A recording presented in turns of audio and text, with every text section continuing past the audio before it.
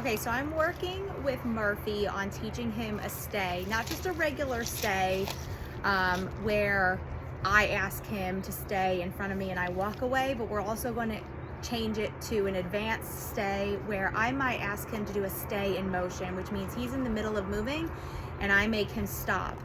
And it's not something you could just ask your dog to do from 20 feet away if they can't even do it from 1 foot away.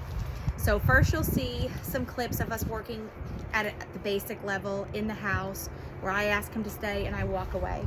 Then you'll see us advancing it in the house where he's in the middle of moving and I ask him to stop, like using stay as a way to stop him from moving and staying in that position. But the important thing to understand about stay is I'm not asking him to stand. Like, he can lay down, sit, go into any position he wants as long as he stays in that area. So that's the biggest difference between a stay and then a sit stay, a down stay, or a play stay. Because with sit down or place, it's a very specific position, but with just plain stay, they can switch into whatever position they want. Stay. Yes. Stay. Yes. Stay. Yes. Stay. Yes.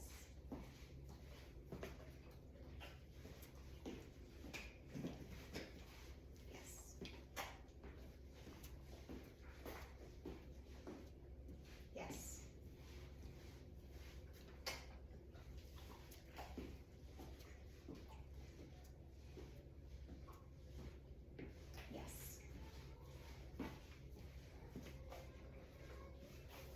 Yes. Yes. Yes. Yes.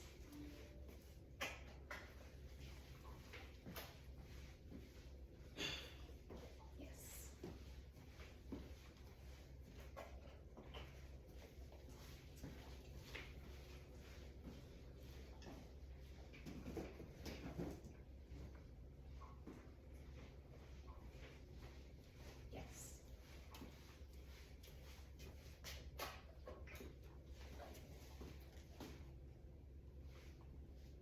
Come, stay. Yes. My bad. Don't throw it. Come, stay. Yes. Place.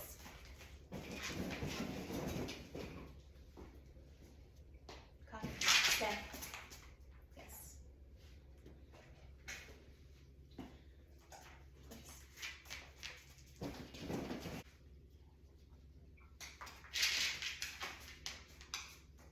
Stay. Yes. Free.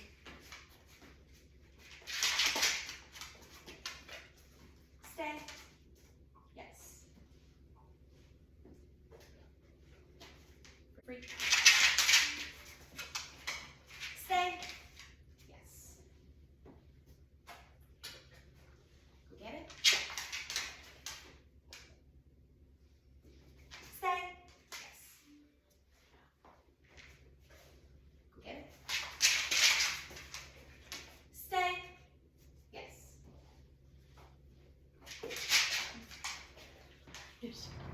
Now we're going to move on to working outdoors. We're going to advance it a little bit. You can use a long line if you feel like your dog needs it. I'm in my backyard and it's fenced, so I don't really feel like Murphy needs it. He is very food motivated, so if he knows we're training, he's not taking his eyes off of me. So I don't really need this. But you're just going to see how I work through this with him. This is not something he knows how to do, but he's so food motivated that he's going to be willing to work with me and listen and learn so he can get that food. Stay. Yes, so I'll do it at a close proximity first. Stay. Yes. Yes. So we're going to do it where I'm the one walking away first. Yes. Now I'm going to walk away with my back to him.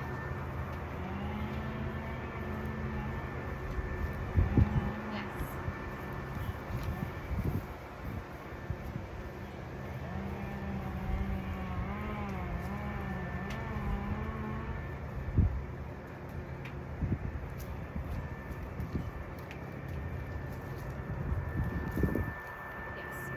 already knows a sit down and place stay, so he understands this pattern of I've put him in a position and he has to stay there while he watches me walk away. So it's very likely he won't break. He already knows those other positions so well. There's not a big change in the picture. So you won't see a whole lot of corrections. This would totally be acceptable because I did not ask him for a stand. I asked him for a stay as long as he stays in that spot. Yes, so I'll reward that so he knows that this is acceptable as well. If he goes into a down, totally acceptable. But if he were to break, I would just go repeat stay, and then go into the space to get him back where he originally was, and then I would repeat it, but I would not reward that. Don't reward anytime your dog breaks, because you'll be rewarding breaking, which will make them want to do it often because they think they get rewarded for it, so be careful with what you're rewarding. Stay.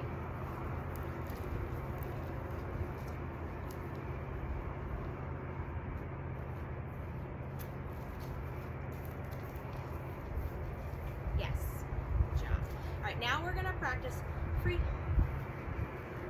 Now we're gonna practice where I'm gonna ask him for a stay in motion. So he's not the kind of dog that really wants to venture away from me, so I'm gonna be tossing treats just to kind of get him away from me, so that this way when he's on his way back, I can ask for a stay. Free. So I'll wait till he finds the food, because I'm the one that threw it, so I'll give him the opportunity to find it. Stay. Yes. Okay. Now I'm using the hand signal because he's likely to know that way better than the verbal cue right now. But over time, I will switch back and forth to just using the hand signal, just using the verbal cue, or a little bit of both.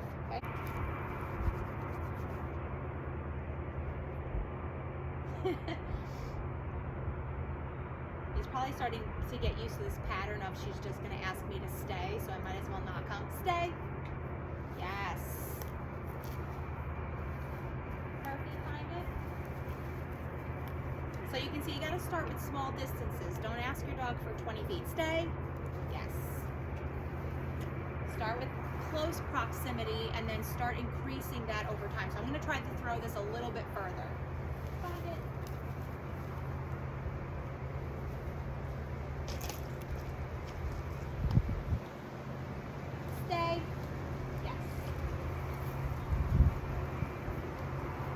Continue. Let's do that. There we go.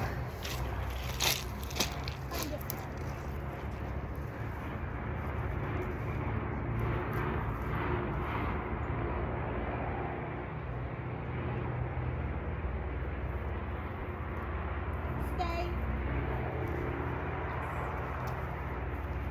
So since we're all the way over here, I'm going to toss it from here so I can create even more distance. Over here and see if he can handle it. And if he can, I'll go into his space to give him a picture that he's used to seeing with me up close. Stay.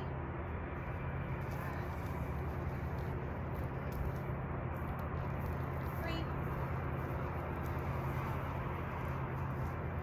So I'm going to go back in that direction and toss him.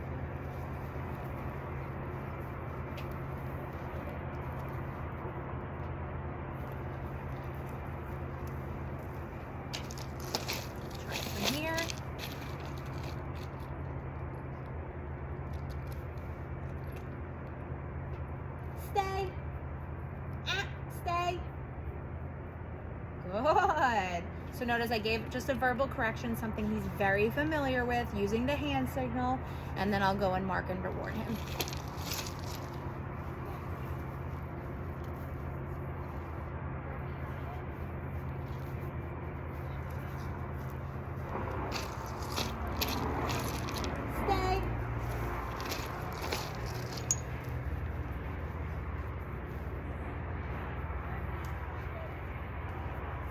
On this next one, I'm not going to use a hand signal. I want to see if he can do it with just the verbal. Stay. Yes. Oh, stay. Nope.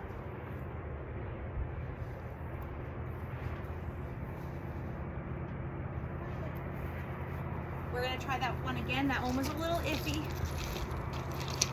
Just using the verbal. Stay.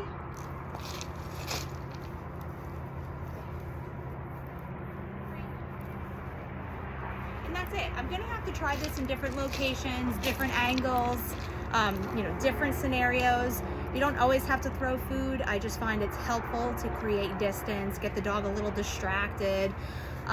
But eventually I'm gonna wanna practice this when there's no food involved with me throwing it, like the dog is in the middle of sniffing something, and use that long line if for some reason the dog just continues taking off, and you can step on the long line to get them to stop, but still reward them.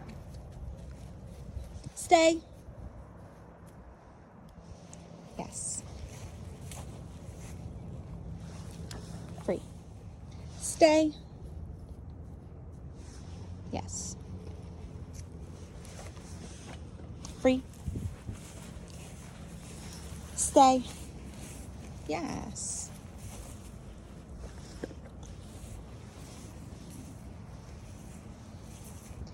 Heel. Stay. Yes. Stay.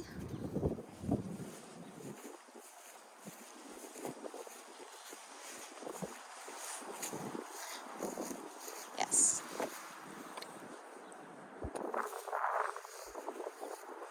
Yes. Free. See if I can get him to stay in one spot while we're walking and he doesn't really see me. Stay. Stay. Nope, not quite there yet. Okay, a little bit. It shows something that was familiar to him. So you can see he wasn't ready for that. Still get rewarded. Free. Stay. Yes, that was very good. That was a good one. Free.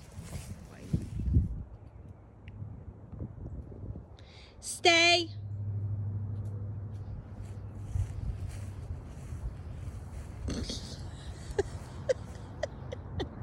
So cute.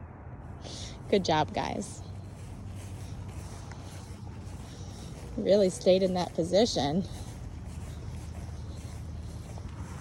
Yes, Mr. Good Baby. Murphy, free.